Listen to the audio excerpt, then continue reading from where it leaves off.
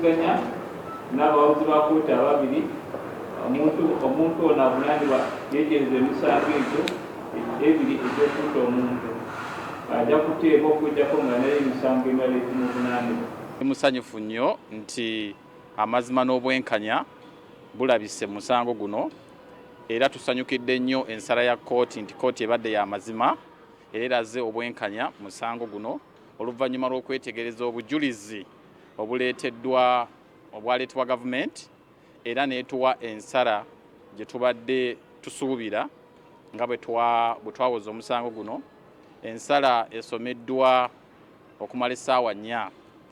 Twebaza omulamuzi nti buli bujulizi obwaleetebwa abukoonyeeko n'abwetegereza era n'abulaba obutuufu n'obukyamu bwabwo.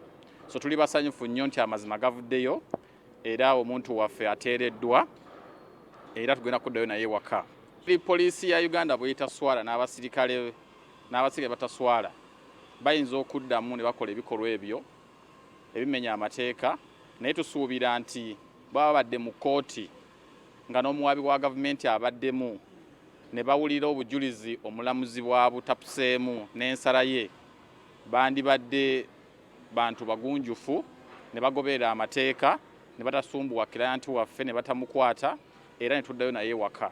Kubanga buli kimu bakireeta mu lwatu ne tuwoza mu lwatu, tugoberedde buli mutendera gw'amateeka, buli kimu tukiyiseemu okumala emyaka 4. So tewali nsonga yonna lwaki poliisi oba ebitongole bikuuma ddembe biyinza okuddamu okukwata omuntu waffe Kalungi Abeka.